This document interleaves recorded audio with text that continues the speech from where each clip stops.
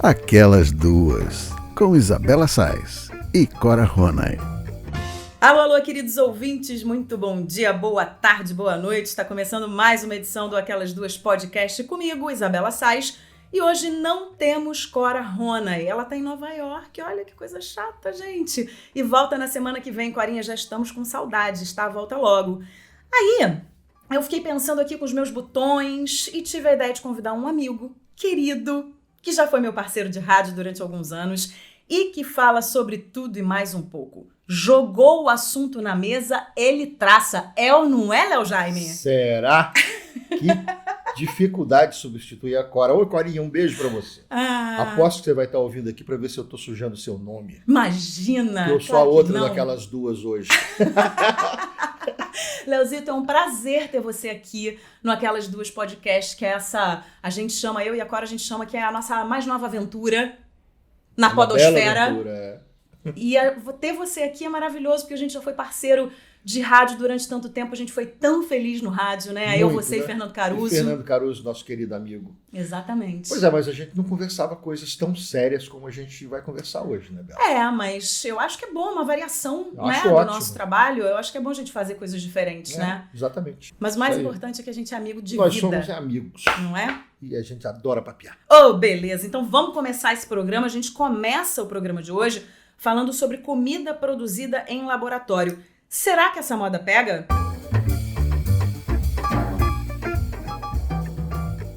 Uma startup francesa anunciou a produção do primeiro protótipo de foie gras artificial vindo da agricultura celular. Segundo a empresa, as células utilizadas no laboratório vieram de um só ganso e o produto foi desenvolvido em apenas 3 semanas. Já a forma tradicional de produzir o patê, além de ser extremamente cruel com os animais, leva até 3 meses para ser concluída. A França não é o primeiro país a investir no setor de proteínas cultivadas in vitro. Aliás, é cada vez maior o número de empresas e laboratórios de todo o mundo investindo nesse mercado que se mostra promissor. Nathalie Rowland, especialista em agricultura celular e pesquisadora da área, explica que para produzir as carnes artificiais não é preciso matar nenhum animal, basta extrair algumas células-tronco fazendo uma biópsia indolor nos bichos. Além disso, quem defende a carne de laboratório lembra que o produto traz outras vantagens, tanto ecológicas quanto sanitárias. Ele não exige a necessidade de criações, nem o transporte ou o abate de animais. Pode reduzir consideravelmente as emissões de CO2 na atmosfera, além de não atrair bactérias, por ser fabricado em ambiente controlado, longe de abatedouros, onde o risco de contaminação é grande. Segundo quem entende do assunto, a carne artificial oferece as mesmas propriedades nutricionais que a tradicional, sem a presença de hormônios e antibióticos. Léo, eu estava lendo uma entrevista com o Bruce Friedrich, diretor de uma ONG chamada The Good Food Institute. Ele diz que os jovens nascidos entre as décadas de 80 e 90, a chamada geração do milênio, são bem mais interessados em saber o que estão comendo, têm um enorme poder de compra e não confiam nas empresas de alimentos. Fora isso, eles têm uma preocupação significativa com o meio ambiente. Segundo Bruce, a comida produzida em laboratório, especialmente a proteína, é o que vai alimentar as próximas gerações. A previsão é de que esse mercado vai representar 1/3 da venda de proteínas em 2054. Você acha que isso realmente vai virar tendência? É de fato uma alternativa ao descaso com o meio ambiente, aos maus tratos animais, à extinção dos recursos naturais do planeta? Olha, é uma conversa que tem 2 aspectos, Isabela, que eu acho que merecem a nossa observação. Primeiro, o que se diz aí, e é fato, é que os millennials não confiam em indústrias de alimento. Porque nós sabemos que se tem um grande inimigo da saúde pública mundial, é a comida ultraprocessada.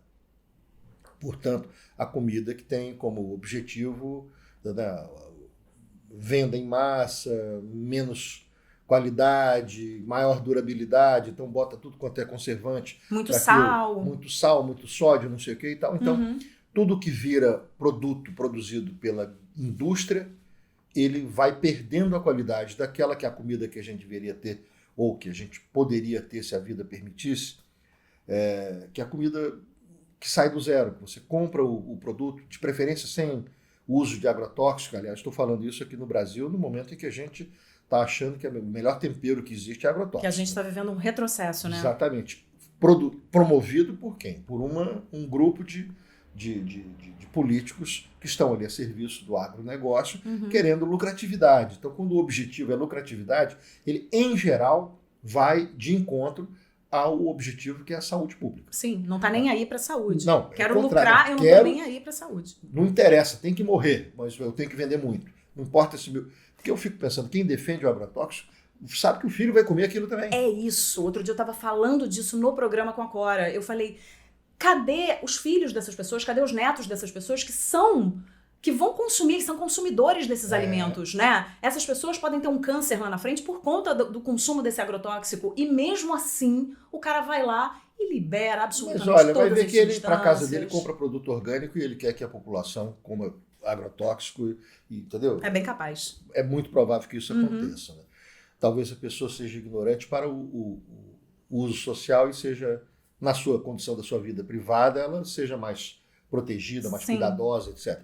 Mas, enfim, a meta do sucesso financeiro, ela, na indústria do alimento, ela sempre vai de encontro à obtenção de uma comida mais saudável, hábitos alimentares mais saudáveis, etc. Até porque a gente está falando que a comida feita em casa, a comida que você descasca ali o produto, bota na panela e tal, e essa comida que é mais saudável, ela exige tempo. Nem sempre no mundo moderno a gente tem esse tempo todo, mas aí tem alternativas. Então, por exemplo, eu me lembro de que uma das coisas que na Dinamarca eles julgavam como sendo um orgulho nacional era o fato de que todos os alimentos eram orgânicos. Assim como a melhor água, a vaidade era não riquezas, digamos assim, financeiras, né? A vaidade era ter uma água boa, ter a meta de 2025 não ter nenhuma emissão de gás carbônico, etc, etc. Ou seja, há um pedaço do mundo que caminha nessa direção. E há outro pedaço do mundo que acha que vamos simplificar, vamos comprar congelado, vamos não sei o quê, porque isso é que é mais prático. E eu acho que é muito um estilo americano de viver. Eu lembro do Jamie Oliver saindo da Inglaterra, indo para as escolas americanas para tentar ensinar as escolas a dar uma alimentação mais saudável. E que muitas vezes ele perguntava o que é isso, o que é aquilo, olhando para um alimento, olhando para uma fruta, para um legume, para uma verdura, e a criança não sabe nem dizer o que é, porque é tudo enlatado, porque é tudo na caixinha, né? Isso é um terror também, né? Você fazer seu filho crescer num ambiente assim, né? E ele fracassou quando foi nessa iniciativa dele de tentar fazer uma comida mais saborosa e mais saudável para escolas americanas, ele fracassou. Porque existe um grande lobby de indústrias alimentícias querendo convencer as pessoas de que o bom é aquilo ali que elas estão fazendo. Elas querem vender e elas não estão preocupadas com saúde. Porque também podem. Né? Eu acho que deveria ter uma certa altura uma regulação. Né? Isso aqui não dá, isso faz muito mal para a saúde. Tá? Mas o que a gente percebe é que às vezes um medicamento para uma doença séria demora 8 anos para ser aprovado, mas um alimento desses muito nocivo à saúde, ele é aprovado com muita rapidez. Mas é curioso isso que você está falando, eu entendo perfeitamente isso que você está falando, mas tem um outro lado nessa história que tem a questão do meio ambiente, tem a questão dos maus tratos animais. É onde nós devemos chegar. Né? Que é onde a gente deve chegar também para ver o aspecto positivo dessa iniciativa. Eu entendo que tem a grande empresa que está interessada em vender, que o alimento também é um alimento processado, ele não deixa de ser um alimento processado, porque ele é feito em laboratório. Né? A gente também estranha, a partir do momento que eu li essa matéria, eu falei, coisas produzidas em laboratório, eu já fico meio... Eu boto o pé atrás. Exatamente. Eu boto meio atrás. Que tipo de substância está sendo... Né, isso é cancerígeno, isso não é... Exatamente, é cancerígeno, não é? Que tipo de coisa que está sendo também omitida da população, porque muitas vezes você vai lá, produz um alimento que você omite da população, que ele tem X, Y e Z substâncias. Então você sempre fica meio desconfiada. Agora, eu não como carne, né? Eu só como a carne do peixe. É a única carne que eu como. Não come carne vermelha. Eu não como carne vermelha, eu não como frango. Branca. Exatamente. Não, frango, né? Porco, etc. Se você me perguntar, você provaria uma carne dessa? Eu provaria uma carne dessa. Provaria. No caso do foie gras, por exemplo, a gente sabe que a maneira como é feita, né, como é feito o patê é criminosa, é cruel, né, com o ganso. Então você sabe que tem maus tratos envolvidos ali, você sabe que tem maus tratos nesses grandes abatedouros, a gente sabe disso. A minha motivação para não comer carne são os maus tratos e é a proteção do meio ambiente também, emissão de gases, etc e tal. Então você tem um outro lado dessa história que é muito positivo.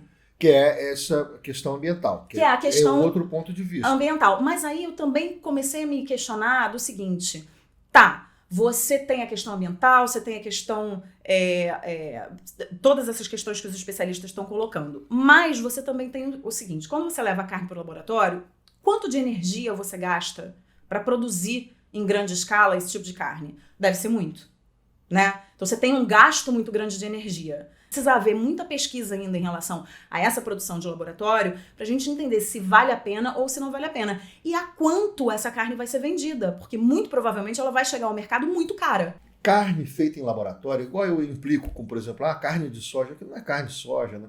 Eu nem sei se aquilo é saudável de fato, entendeu? Porque muitas coisas que vêm com essa o refrigerante diet, são mais nocivos do que os normais. Sim, e aparecem no mercado como a grande solução para a sua vida. Saúde. Eu lembro, eu estou querendo dizer para você que me parece uma outra margarina. Uhum. Você lembra da margarina? Lembro. Que era assim, quando apareceu a margarina, era assim, só gente muito atrasada come manteiga, porque a margarina é que é o negócio. Descobriu-se que a margarina é um veneno para a saúde, né? É uma molécula de virar plástico, né? Uhum.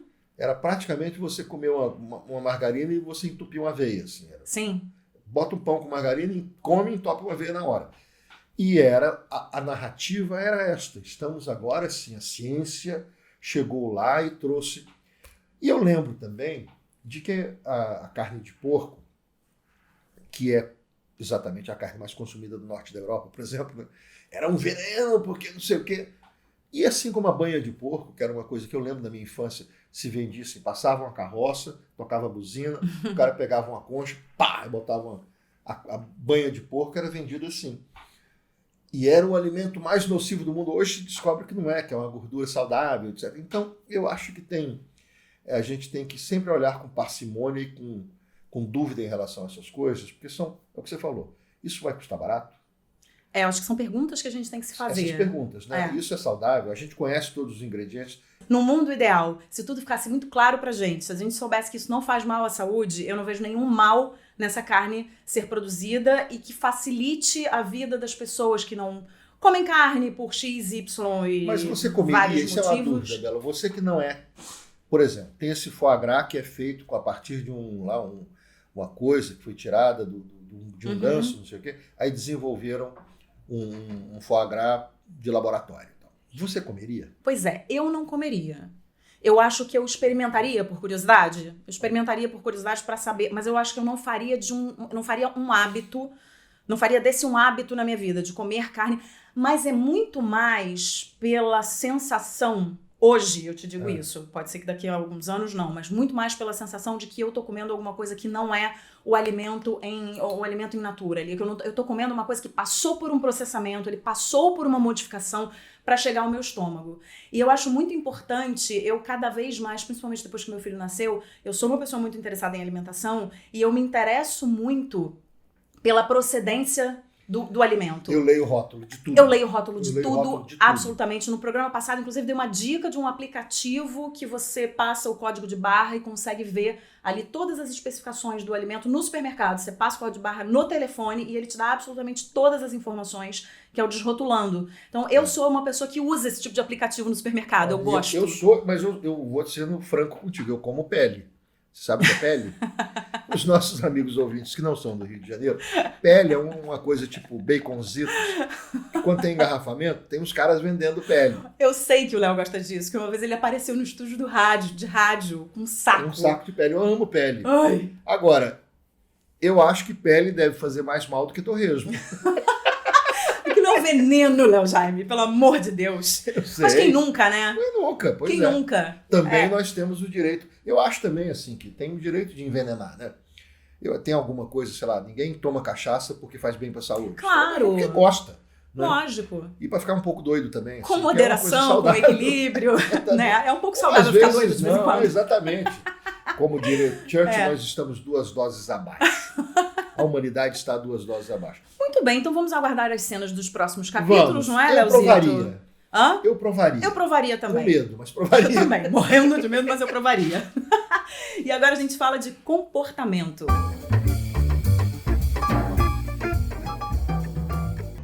O suicídio é uma espécie de tabu na nossa sociedade e acaba ficando de fora quando o debate é violência. Mas não deveria. Especialistas apontam que o suicídio é sim uma questão de saúde pública. E o mais preocupante é que as ocorrências desse tipo vêm crescendo no Brasil. Entre os anos 2000 e 2016, as taxas de suicídio aumentaram 73% no país, segundo dados do Ministério da Saúde. Só em 2016 foram registrados 11.736 casos, a maioria entre jovens e idosos. O número, na verdade, pode ser até 20% maior, já que algumas mortes acabam sendo erroneamente identificadas como acidentais. No mundo, aproximadamente 800 mil pessoas cometem suicídio por ano, segundo a Organização Mundial da Saúde. É a segunda causa de morte no planeta entre jovens de 15 a 29 anos, perde apenas para a violência. Segundo especialistas, o suicídio é um fenômeno multicausal, mas é influenciado por uma combinação de fatores, como transtornos mentais e questões socioculturais, genéticas, psicodinâmicas, filosófico-existenciais e ambientais. Também é importante ressaltar que o Brasil está entre os países que assinaram o Plano de Ação em Saúde Mental lançado pela OMS. Esse plano foi desenvolvido para acompanhar o número anual de mortes em cada país e o desenvolvimento de programas de prevenção. A gente conversou com a psicóloga Cláudia Mello sobre os motivos pelos quais essa taxa anda crescendo entre os jovens no Brasil. Vamos ouvir. Observamos que em alguns casos, existe sim uma patologia e outros é a própria história, que alguns já vivenciaram, alguns traumas, alguns medos, insegurança, a dificuldade de lidar com a cobrança e com a falha, Alguns não podem falhar. E é uma fase tão complexa, A adolescência, a juventude, eles estão ali se descobrindo e se reconhecendo. Às vezes tem uma carga muito pesada do próprio familiar, Então a gente precisa compreender a dinâmica de cada um e buscar ajuda da maneira adequada, essa ajuda que vem de uma maneira mais sensível, ouvindo as questões de cada um, que você consegue absorver e direcionar esse jovem ou esse adolescente para a sua própria história. Eles precisam também ter as suas angústias, viver as suas próprias frustrações, e cada vez mais eu tenho percebido que eles não podem. Aos 12 anos já têm que saber o que querem para o futuro. É uma pressão muito grande. Léo, você tem um filho pré-adolescente. Você percebe uma preocupação dos pais com esse aumento do número de suicídio entre os jovens no Brasil? Ou você sente que, de fato, o assunto é um tabu e não tem diálogo e não tem troca nesse sentido? Olha, Isabela, essa é uma conversa tão séria e tão profunda, mas, em primeiro lugar, a gente tem que dar uma olhada nos números para ver. Desses 800 mil casos anuais de suicídio, é interessante observar que a segunda causa mortes entre pessoas de 15 a 29 anos é o suicídio. A primeira, violência. Porque o jovem pobre, e 79% dos casos de suicídio ocorrem em países pobres. Países, países em que as dificuldades financeiras, e quando eu digo dificuldades financeiras, evidentemente a gente está falando de gente que não tem um horizonte, não tem perspectiva, gente que não tem saúde pública, e entenda-se, saúde psicológica também é saúde. Né? Muito então, quando se fala assim, tem uma pessoa que tem um espectro ali, uma esquizofrenia, etc., ela não vai ter um cuidado, ela provavelmente vai chegar a virar uma estatística. Né? Tem uma pessoa muito deprimida e não tem um cuidado, não tem tratamento, etc., não é dar remédio, não, é acolher, né? Cuidar dessa pessoa. Ouvir, é o que a psicóloga acabou de falar, né? Você ouvir, você dá ouvidos a essa pessoa. Tem uma pessoa que tem uma dificuldade, qualquer de dislexia e tal, e ela não anda na escola, ela vai se sentindo marginalizada, eu sou incapaz, eu não consigo. É uma pessoa que pode correr esse risco. Então, a gente, quando está educando filhos, a gente percebe que são vários os elementos que podem ser obstáculos no desenvolvimento de uma criança. Né? Às vezes isso é dificuldade de compreensão de uma matéria, aí ela fica com vergonha. Aí, se ela não tem um apoio psicológico, provavelmente ela não deverá ir bem na escola. Se ela precisa de um apoio psicológico e não tem, ela não deve ir bem na escola. Se ela não vai bem na escola, ela acaba não indo bem socialmente, porque a escola, assim como a família, são os ambientes sociais que a criança e o adolescente mais importantes da vida deles. Né? Enfim, eu acho que tem muito de... E o Brasil, o suicídio diminui no mundo e cresce no Brasil. Cresce no Brasil, 80% dos casos são homens, e na maior parte dos casos de suicídio no Brasil, jovens, homens, negros, pobres. Me parece muito evidente, né? Porque assim como a gente fala, os índices mundiais são de países pobres e tal, eu acho que assim, a falta de objetivo no mundo, a falta de oportunidade. De oportunidade, de perspectiva, né? Então é o seguinte, você está ali, a sua mãe saiu de casa, seu pai não reconheceu você, né? Seu pai, nem na certidão de nascimento, ele tem 5 milhões de brasileiros assim. Então nem reconheceu o seu nome. A sua mãe tem que sair para trabalhar, ela sai que hora? 5, para ela chegar às 8 no trabalho e tal, porque mora longe, etc. E você fica com quem? Não sei. Você fica com a vizinha, você fica com a tia, com um amigo. Que não é exatamente o ambiente.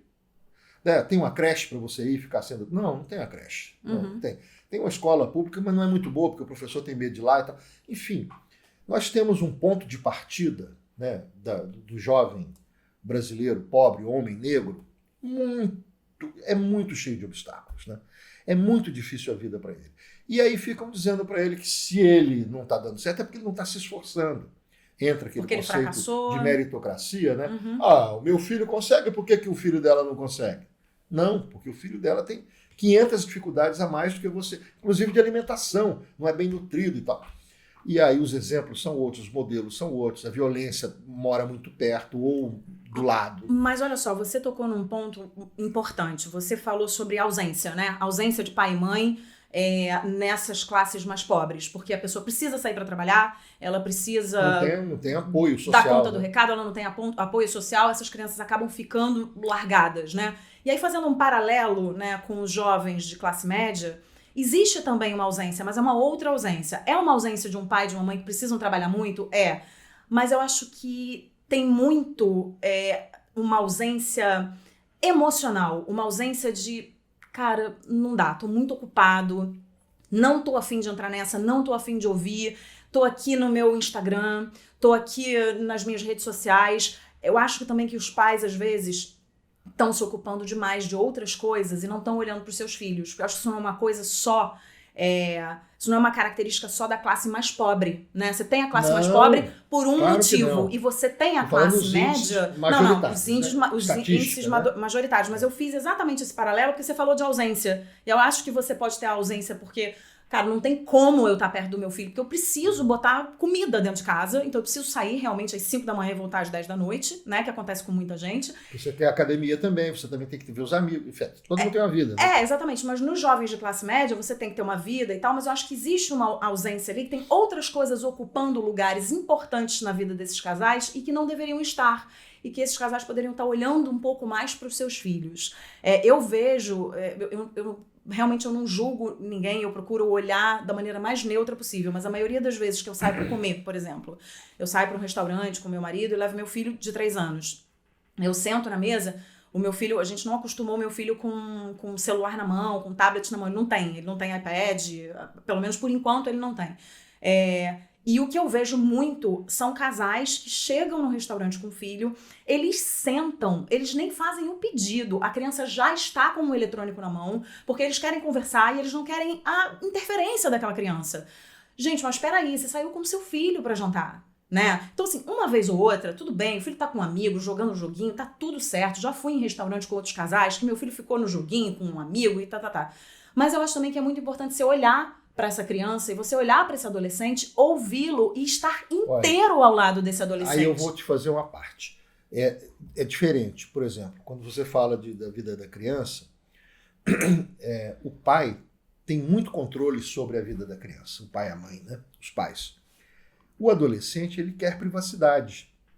Então, você saber o que está acontecendo na cabeça ou no coração de um filho adolescente é muito mais complicado. Muito mais difícil, claro. Então, essa ausência sentida, às vezes, pode ser uma impressão que ele tem, mas é uma impressão que faz ele sofrer. Não é nem de fato uma ausência, mas é um sentimento legítimo, portanto, né? E você teria que conversar com ele para poder elaborar isso. Com a criança, é diferente, porque os pais têm controle sobre tudo o que acontece. Com um adolescente, o adolescente precisa de autonomia, precisa de espaço, claro, concordo com de você. distanciamento. Mas ele também precisa saber que os pais estão ali para ele. Mas né? ele pode ter uma intimidade com os pais a ponto de, tá ruim. E aí eu preciso de ajuda. Isso. Aí e eu acho que isso você cria também. Né? Essa intimidade, você vai dar o espaço pro seu filho, mas eu acho que você cria isso desde pequeno também. Não é em todas as famílias, é claro que tem suas exceções, não é uma coisa, né? Isso pode acontecer com qualquer pessoa, você fez por onde e não rolou. Acontece. Mas eu acho que na maioria das vezes, se você cria essa relação estreita, se você cria esse olho no olho, se você está disponível desde criança, e não é estar disponível 100% do tempo, é estar disponível quando você está, você está. E eu vou até né? dizer para você, a história do restaurante, Bela, eu tenho uma visão mais complexa sobre isso. Uhum. Eu já observei que, por exemplo, quando você está viajando em lugares assim como na Europa, é muito comum você ver a criança, os adultos conversando e a criança sentada lá no mundo dela, no mundo. No mundo dela não precisa nem ter iPad na mão, não. Não, olha lá. Eles não estão dando atenção para a criança, ou a criança está lá fazendo parte do negócio, ela está no mundo dela, viajando, lendo, pensando, brincando, não sei o quê, e eles estão conversando ali porque eles precisam socializar. E o jeito de socializar é levar o filho porque não tem com quem deixar. Uhum. Agora, no Brasil é muito comum você ver uma mesa com 6 adultos e uma criança e os 6 adultos solicitando a criança o tempo inteiro. Ah, sim, mas não é... Falando muito alto e tal. Essa criança que está sendo solicitada o tempo inteiro, que não tem tempo para o seu mundo particular, para sua... Também é muito ruim, a criança precisa fazer ela coisa fica sozinha. angustiada quando Claro. os 6 não estão conversando com ela. Não, com certeza. O que eu tô colocando, assim, um casal com um filho, conversando, trocando, olho no olho. Legal, quer ver um filminho um pouquinho? Vê um filminho, mas a coisa de você sentar, já botar, é aquela coisa que eles já traz na bolsa, já tira, olha, toma, porque em alguns momentos fica muito evidente que é toma, porque a gente vai querer aqui conversar. Eu não tô julgando, eu tô só falando da minha... modernos, isso é um fato, são tempos modernos, e eu acho... E eu falo assim, quando eu sento com meu filho numa mesa, é porque eu tenho prazer de sentar com ele e conversar com ele. A gente conversa com ele. Ele conta história, a gente desenha, a gente... Então é por prazer também, não é uma coisa tipo, não, então eu vou dar atenção pro meu filho, porque se eu não der atenção, né, que o adolescente ele vai se formar. Não é isso, não tem um pensamento, não tem um subtexto pra isso, entendeu? Não, você tá curtindo a maternidade. Eu curto muito a maternidade. E às vezes eu só estranho um pouco, eu sou muito ligada em comportamento, às vezes o meu marido até me cutuca e fala assim, para de olhar pra mesa do lado, porque você tá fixa, olhando, tá tomando conta da vida dos outros. Mas começa a acontecer uma coisa interessante, eu vou imediatamente falando, não sou tão interessante assim quanto o que tá acontecendo na mesa do lado, porque às vezes quando, sério, de vez em quando... Eu fico julgando em silêncio, eu faço isso Ele também. fica total, eu fico total. Aí eu silêncio. já começo a inventar uma conversa, assim, na minha cabeça, falando, então eles devem estar saindo pela primeira vez. Olha só, estão tão românticos, devem estar saindo pela primeira vez, deixa eu ver o vinho que eles vão pedir. Aí daqui a pouco eu tô, tipo, jantando com eles, e o meu marido tá abandonado na mesa, vendo? entendeu? Você lá... Alienação maridal. Alienação maridal, é isso que eu faço. Eu vou conversar com o Paulão sobre isso. Mas enfim... A polícia precisa ver isso, Paulão. Mas enfim, voltando, né, pro nosso assunto que é sério, eu só sou uma pessoa que observa o cotidiano. E às vezes eu acho que muito dessa angústia e dessa depressão que a gente está vendo cada vez mais comum nos adolescentes e nos jovens também vem disso, vem de um grito, de tipo, fala comigo, eu preciso de alguém que aí me tem ajude, um detalhe que me ouça, interessante, entendeu? que comprova o que você está falando e ao mesmo tempo contesta, que é o seguinte, 80% dos casos de suicídio são de homens. Agora, tem mais mulheres tomando tarja preta do que homem, ou seja, o homem tem dificuldade de pedir ajuda. E quando ele resolve que vou dar um jeito na situação, ele escolhe aquilo que um pensador definiu como a solução definitiva para um problema circunstancial. O suicídio é isso, né? Uma solução definitiva para um problema que provavelmente, como todo problema, acabaria em um determinado momento.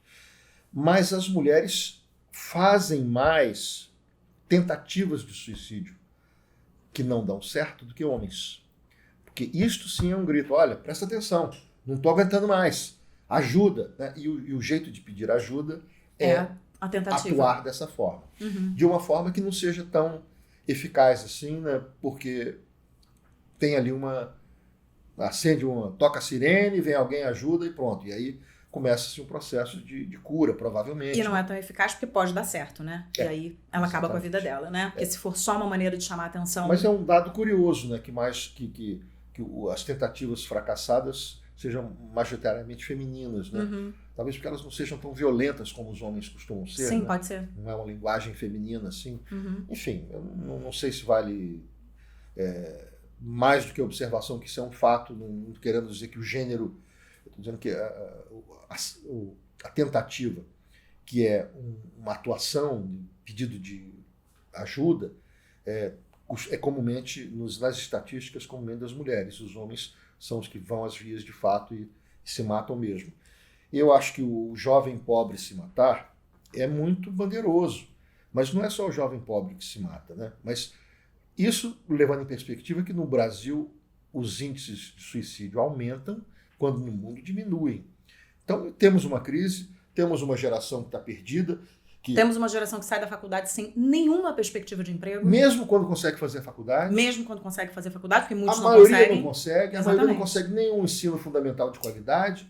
E aí nós somos responsáveis por isso. Este é o país que nós estamos oferecendo para esses jovens que preferem se matar. E todos nós somos responsáveis por isso. Nós somos responsáveis por isso. Muito bem, mudando de assunto, a gente fala agora sobre Privacidade Hackeada, que é um documentário que foi sugerido pelo nosso ouvinte Ed. Ed, muito obrigada pela sugestão. A gente acatou sua sugestão. Assistimos o documentário e vamos falar sobre ele agora.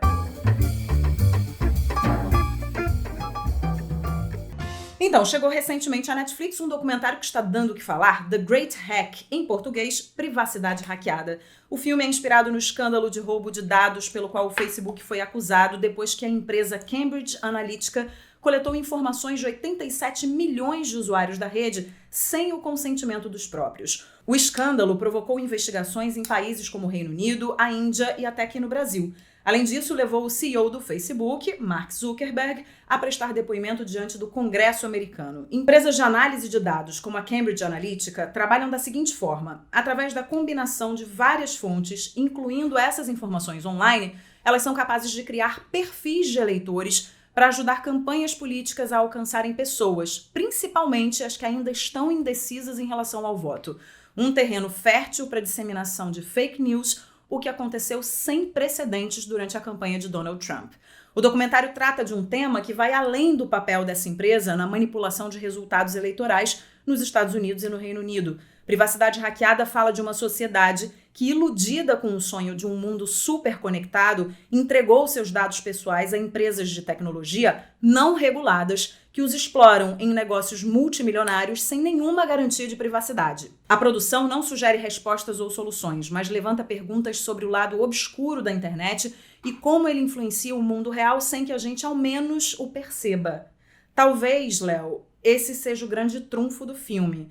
Porque, como documentário, eu nem achei tão bom. Não acho um filme bem realizado. É um filme chato. É um filme chato. Com informações preciosas. Tem que ser visto. Exatamente. Mas não é que seja é mais assim, como você lê um livro técnico do que um romance. Uhum. É uma coisa que você tem que olhar com o objetivo jornalístico de compreender uma situação importantíssima, um fato que altera nossas vidas em definitivo, está alterando, vai alterar, como já alterou.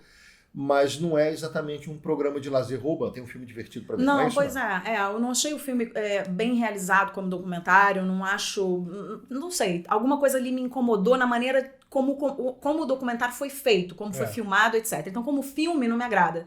Mas me agrada muito quando eu acabo de ver um filme e eu começo a pensar e a minha cabeça começa a fritar. Porque eu acho que é isso que ele faz com a gente, a nossa cabeça começa a fritar, porque a gente descobre, não, a gente realiza, porque a gente realiza isso todos os dias e a gente esquece.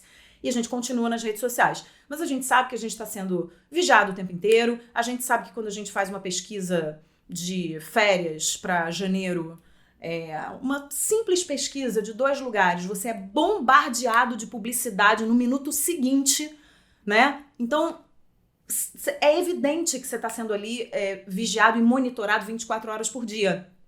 E isso dá uma sensação, eu já tive uma sensação de invasão muito forte em algumas situações da minha vida, de falar, não quero isso, pelo amor de Deus, como é que você sabe que eu tô procurando isso? Hoje em dia já teve essa sensação de que saiu de uma mesa com bate-papo com amigos e que depois, em seguida, chegou, assim, a gente estava conversando um dia sobre a Suécia, como foi legal conhecer a Suécia e tal, e aí, será que era legal morar na Suécia?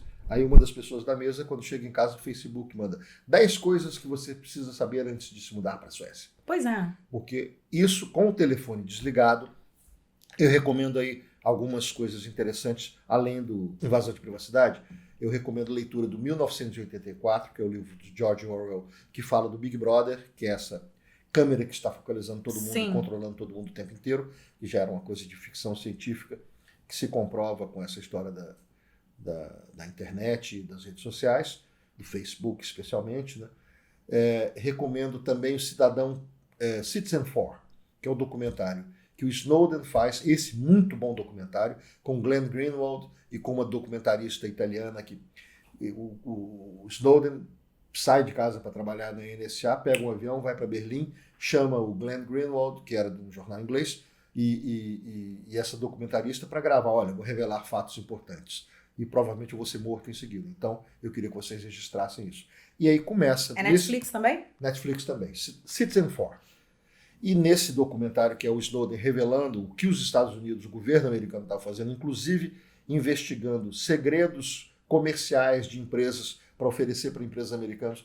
Pega-se, descobriram uma cura para um remédio, cura de uma doença tal, num laboratório suíço. Estou fazendo hipótese, tá? Uhum. Então, vamos aqui, descobrir isso aqui, toma aí. E aí, acaba-se usando essa invasão de privacidade com qualquer objetivo, porque você tem as informações de todo mundo. O interessante desse documentário é que ele mostra uma coisa que passou, todo mundo soube que o Mark Zuckerberg foi não sei o quê, que tem o Brexit, não sei o quê, a coisa do Trump, mas todo mundo viu que tinha alguma coisa de errado ali, mas ninguém talvez tenha parado para observar o quão errado aquilo era e o quanto isso afetava a nossa vida. A gente viu no estado do Rio de Janeiro, por exemplo, um governador ser eleito em uma semana, um cara que passou de 1% de intenção de votos, ou 3%, para ser o vitorioso em uma semana, sem que nada, nem ninguém soubesse por quê. E a gente sabe agora por quê. Nesse documentário você vai saber por quê. Imagina que você respondeu, Isabela, uma pesquisa. Vem um cara, um entrevistador, fazer uma pesquisa sobre você aqui. E ele faz 70 mil perguntas. Ele sabe mais sobre você do que o seu marido. Do que você mesmo. O Paulão não deve ter feito 70 mil perguntas para você. Claro. O Facebook, ele avalia cada pessoa em 70 mil aspectos diferentes. E vende essas informações para quem quiser. Então, quando um camarada que está querendo eleger, e aí lá eles colocam esse documentário, nós queremos eleger não sei quem, ele tem 70 mil coisas que ele conhece sobre você para ele montar exatamente a informação precisa para te convencer. Ele vai montar exatamente a informação precisa para te convencer e pior, ele não vai hesitar em dizer muitas mentiras, em espalhar muitas fake news. A verdade não faz a menor diferença. A verdade não faz a menor diferença. Ele sabe o que ele tem que te dizer. Exatamente, ele sabe o que tem que te dizer e ele não vai hesitar em inventar qualquer coisa. Isso que eu fico eu fico muito abismada, a gente já sabe, mas quando a gente vê no documentário, você fica muito abismado, porque não tem limite para essas pessoas. Essas pessoas não veem limite, essas pessoas não têm empatia. Elas não se colocam no lugar do... mas... Imagina se fizesse comigo. Cara, tem milhões e milhões e milhões de dólares em jogo. Esses caras enriqueceram às custas de dados de pessoas que nem sabiam que os dados dela estavam sendo utilizados para isso. Um caso interessante que é o cara que entra num processo contra. Exatamente. Eu quero meus dados de volta e não consegue. Exatamente. Só para o nosso ouvinte entender, tem um americano dessas 87 milhões de pessoas, um professor, que resolve processar, né? Ele resolve entrar com um processo para dizer, Facebook... me dá aqui... Tudo que vocês apuraram sobre mim, Tudo que vocês apuraram sobre mim. Cambridge Analytica, me dá aí tudo que vocês apuraram sobre mim. E ele sabe que a chance dele conseguir esses dados ele sabia que a chance era mínima, mas ele queria fazer barulho. E ele fez muito barulho. Agora, o mais louco de tudo isso também é que como é um terreno muito novo para todo mundo, não há lei formulada para punir pessoas que façam alguma coisa, crimes virtuais. Então você está começando a punir. Agora você não tem. Aí você tem um depoimento de um, depoimento de outro, mas o que a gente faz? Onde é que está escrito Bela, o aspecto que mais não pode? interessante disso é que é o seguinte: não se irá aprovar nenhuma lei em nenhum lugar que afete os homens mais ricos do mundo, que são os donos das empresas de tecnologia. É isso. E esses caras estão com a faca e o queijo. Eles fazem o que eles querem. O problema é, por que eles querem fazer tanta coisa errada?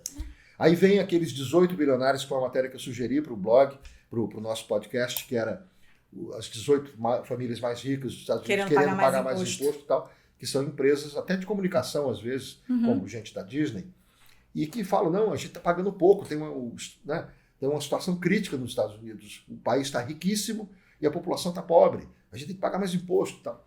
que não são esses caras de tecnologia da informação. E aí vem um dado interessante. Passa ali, rapidamente ali, eles colocando que quem inventou Black Lives Matter foram os russos. Para qual objetivo? Incitar uma polarização maior, incitar o eleitor do Trump, que boa parte deles é supremacista, né? É gente com tendência racista. Então vamos incitar os negros a se revoltar contra isso, para o pau comer. E aí vem uma coisa muito interessante, que ela fala assim, então peraí, esta polarização é inventada por esse pessoal? É. E com qual objetivo? De dividir para governar. De gerar ódio. Enquanto o pau está comendo, eu aprovo leis absurdas. Exatamente. Na hora que tá todo mundo se batendo ali, Exatamente. eu tô aqui, ó, dando meu pontinho. Aqui, vou fazer tudo o que eu quiser. Não dou ponto sem nó, exatamente. E aí eu falo, vem cá, então quer dizer que quando você olha assim, fala, esse pau entre polarização direita e esquerda é ilusório, é mentira. A maior parte da população brasileira ou mundial não está nem na área da extrema-direita, nem da área da extrema-esquerda. Está todo mundo ali no meio procurando uma solução democrática. A ideia desse pessoal é acabar com a democracia, é fazer com que o autoritarismo seja uma solução contra o autoritarismo deles, que é a desculpa que teve para a ditadura no Brasil, é que vamos fazer uma ditadura, porque senão o Brasil vai virar uma ditadura, que era uma coisa anacrônica, né? Vamos fazer um golpe, tomar o poder e botar os militares no poder, para evitar que deem um golpe e botem militares no poder, militares de esquerda, né?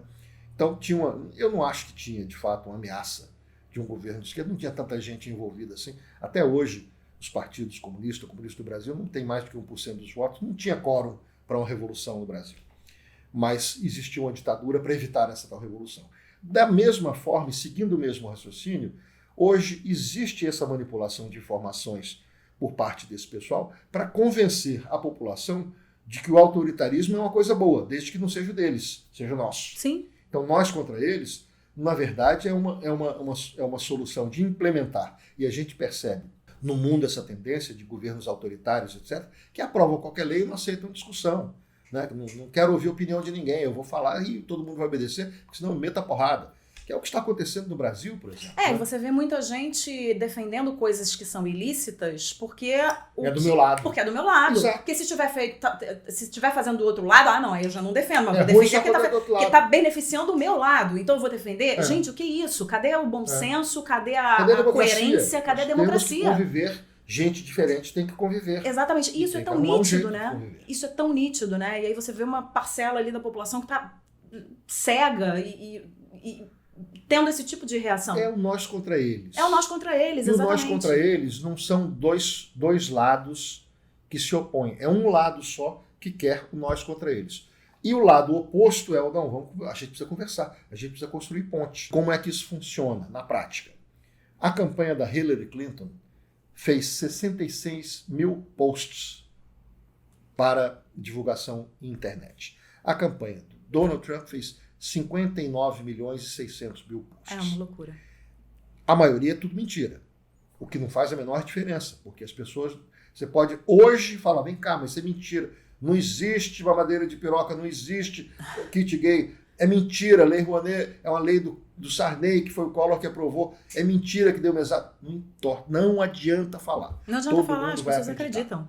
Ninguém quer saber qual é a verdade. Todo mundo quer acreditar. É o viés de confirmação. A tal da pós-verdade que eles chamam. Eu acredito no que eu gosto de acreditar. Uhum. E aí, esses 59 milhões de posts, muitos deles de fake news, ou a maioria deles de fake news, convenceu a população de que, assim como convenceu, todo mundo achava que era uma piada esse negócio do Brexit no Reino Unido. Imagina, isso não vai ganhar nunca. E aí ganhou. Assim como Trump. Imagina, ninguém vai votar nesse valor. Ganhou. E assim serão as próximas eleições, queira a gente ou não. Mas é importante a gente ver esse tipo de documentário também, pra gente começar a enxergar o lugar que a gente está ocupando nessa história toda. De não ficar de peão. Exatamente. Que 1 em 87 milhões, uma pessoa resolveu falar. E tomara que na próxima, porque provavelmente vai haver uma próxima vez, muitos milhões né, resolvam falar, resolvam botar a boca no trombone. Mas a gente tá brigando com os nossos amigos, com os nossos familiares, por É causa uma loucura. por causa dessas coisas. É uma loucura. E sem perceber que existe alguém ganhando dinheiro com isso. Exatamente. Ganhando Isso é só dinheiro pra às ganhar nossas dinheiro. custas. A gente brigando com todo mundo, com um bolso vazio, Isso. e eles enchendo o bolso de A dinheiro. gente aumentando a quantidade de suicídio, É aumentando isso. a distância entre o pobre e o rico, aumentando as nossas dificuldades, aumentando a nossa sensação de insegurança na rua. Porque eu confesso para você, eu atualmente tenho um certo pudor, ou penso 3 vezes antes de manifestar alguma opinião em rede social, porque eu sei que tem muita gente que está hoje se sentindo autorizada a falar e que é violenta. Gente que... Não é você que diz que as pessoas estão nas redes sociais para te odiar bem de pertinho? Tem gente que te segue só para te odiar bem de pertinho. Eu tenho um certo pudor de estar, de repente, numa fila de cinema e aparecer um maluco violento querendo tirar satisfação, entendeu? Uhum. Eu sei que isso pode acontecer, né? É triste, mas, como eu estou falando, o autoritarismo está por trás disso. A vontade de ganhar na base da porrada está por trás disso. O discurso de vender mais armas está por trás disso. Sim. Quer dizer, aí você olha e fala, vem cá, o cara que matou não sei quantas pessoas lá em Ohio era supremacista branco, etc e tal. Não sei o quê. É isso que acontece. Ah, não, mas isso não tem nada a ver, porque a arma, na verdade, serve para você defender quando entra um bandido na sua casa. Aí você olha e fala, tá bom, mas a Harvard fez um estudo sobre isso e falou que o caso de uma pessoa que usou a arma para defender de um bandido que entrou em casa é 0,01%. Não, por trás dessas iniciativas tem sempre um discurso de ódio. Tem um discurso de ódio Sempre e tem. tem alguém ganhando dinheiro. Tem, E exatamente. muita gente inocente como nós entrando na conversa como peão. Ou para repetir, ou para contestar essas coisas que são, na verdade, fake news, que são informações imprecisas, que os dados não corroboram, mas que as pessoas preferem acreditar no WhatsApp do que em Harvard, ou no INPE, ou, entendeu? Em qualquer coisa científica, né? Eu prefiro acreditar no que eu acredito. Exatamente. Então tá aí, olha, já falamos sobre o assunto que o Ed nos sugeriu. Privacidade Hackeada está na Netflix, você pode assistir a hora que você quiser. A gente agora vai falar sobre o nosso último assunto do programa, que é felicidade. Felicidade.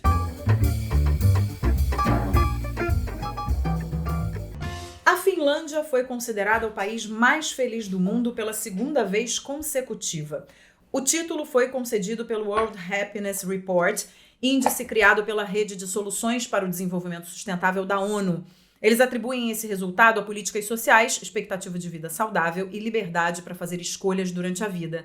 Mas os finlandeses garantem que o principal segredo para ser feliz é a relação deles com a natureza. Orgulhosos desse modo de vida, eles decidiram ensinar os turistas a serem felizes. Pois é, a organização Visit Finland lançou a campanha Rent a Finn, que significa alugue um finlandês. Os visitantes se hospedam nas casas dos anfitriões, dispostos a compartilhar seus hábitos que levam a uma vida feliz, seja pedalar, fazer trilhas ou esquiar. Isso acontece durante 3 dias do verão europeu, em que os estrangeiros se espalham pela Finlândia para aprender com esses guias da felicidade.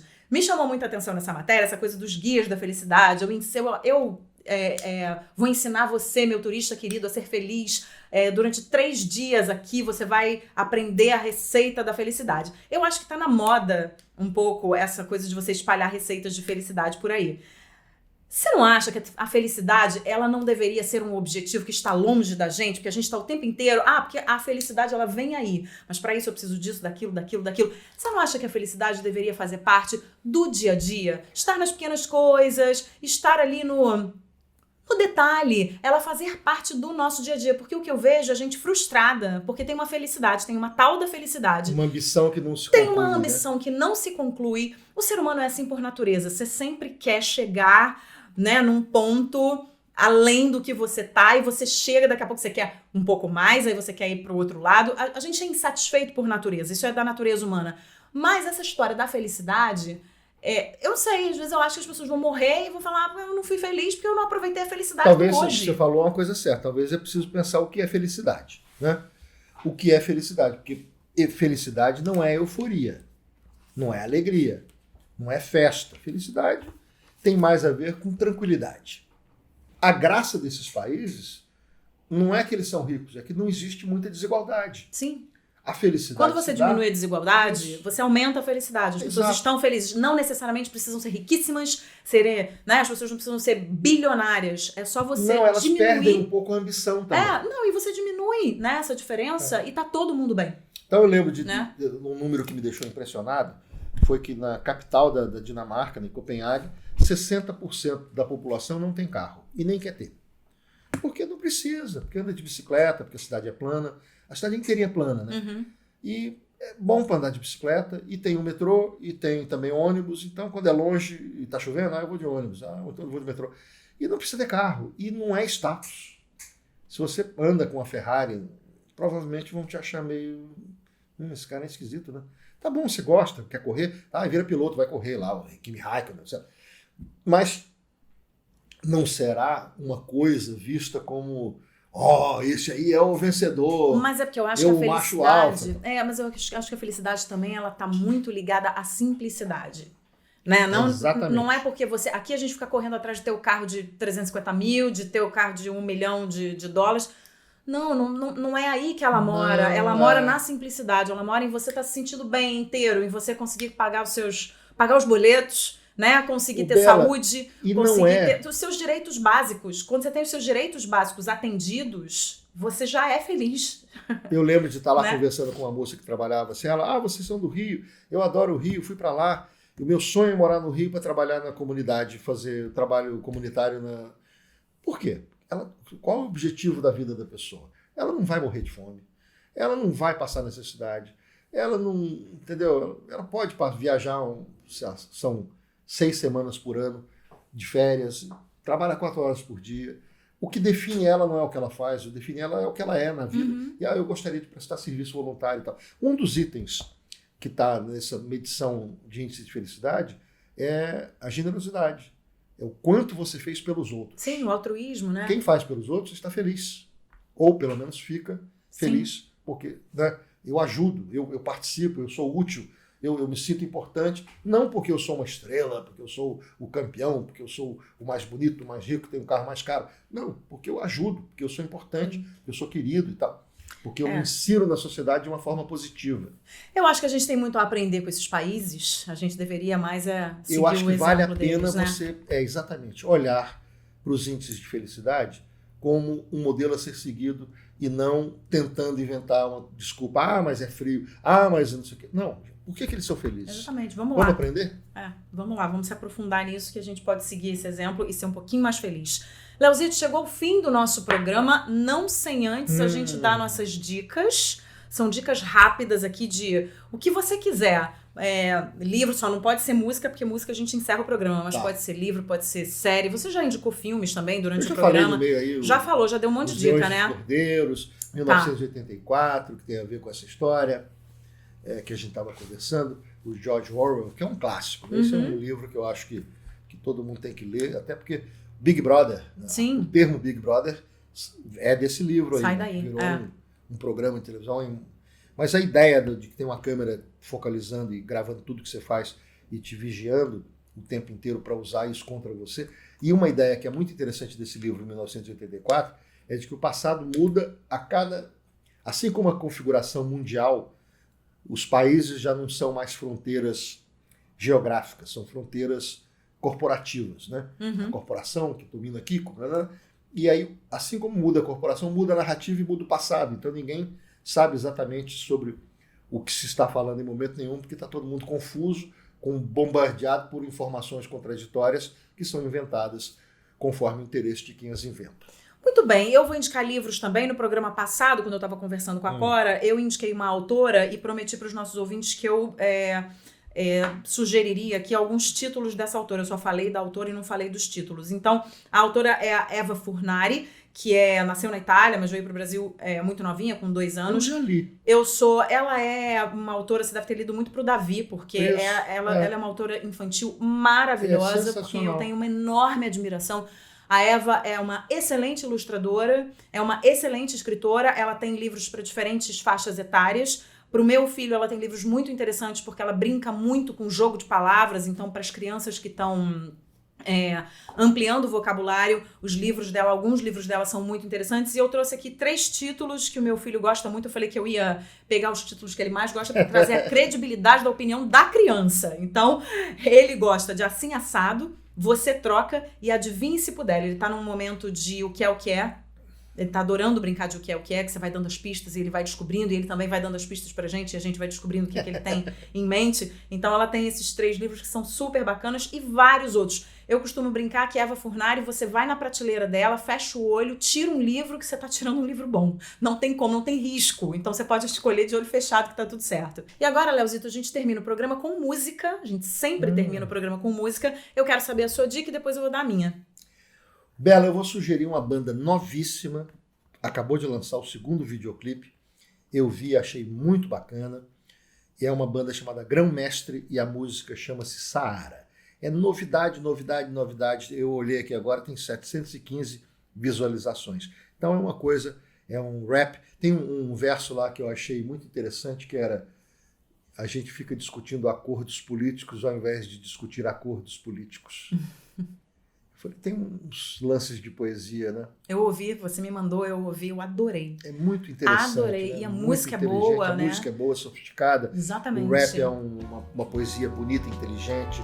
Eu achei uma belíssima novidade que quero compartilhar com quem nos ouve. Muito bem, então vamos ouvir Grão Mestre, Saara, é isso?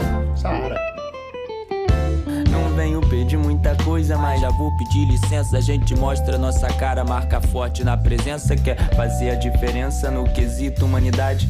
Gente querendo bem e uns só pensam em maldade. Sociedade em que ladrão veste de padre. Não me pare, só repare, tô falando a verdade.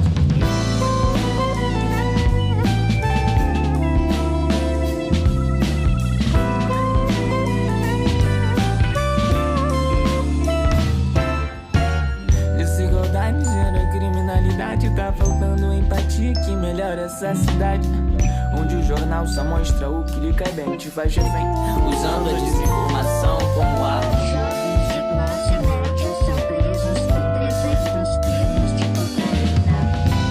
E o que é melhor? A gente discutir a cor dos políticos ou a cor dos políticos, hein?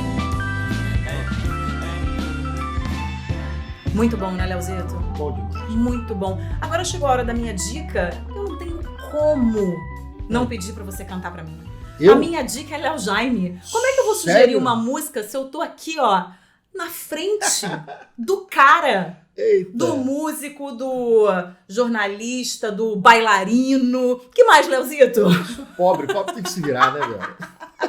Se vira nos 30, né? Claro. Não pode perder um beco, né? Oh, mas eu quero muito uma música de Léo Jaime. Só se você cantar comigo. Ah, meu Deus do céu. Aí vai. Aí dá. O que a Qual gente vai que você cantar? sugere? Mas eu vou cantar só um pouquinho, tá? Eu sempre peço aquela mais batida que eu amo, de paixão. Eu preciso dizer que te amo. Quando a gente conversa... Quer com violão ou sem violão? Pô, se Vou for pegar com o violão. violão, vai Vai. ser melhor ainda. O violão tá na mão. Então peraí que eu vou até me arrumar aqui. Vou cantar tudo não, hein, Leozito? Tenho voz pra isso não.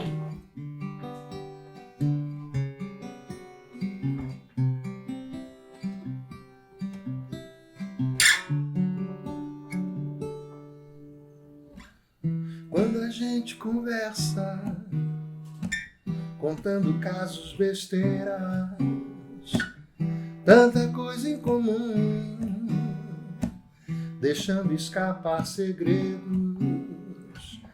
Eu não sei em que hora dizer, me dá um medo. Desafinei. Eu preciso dizer que te amo, te ganhar ou perder sem engano. Eu preciso dizer que te amo tanto. Tanto. Ai, gente, tô cantando com o Léo Jaime. Ei! Leozito, amei! Muito Volte bom. sempre ao Aquelas Duas Podcast. Corinha, olha o que você perdeu. Tá em Nova York, quem mandou? Saudade de você, Cora. Beijo. Espero que eu tenha te substituído à altura. Muito bem, adorei, volte sempre. Eu amo. Eu preciso dizer que te amo tanto. Obrigada, Leozito. Beijo pra você, beijo pros obrigado. nossos ouvintes. Até a próxima semana. Valeu. Aquelas Duas. com Isabela Sais e Cora Ronay.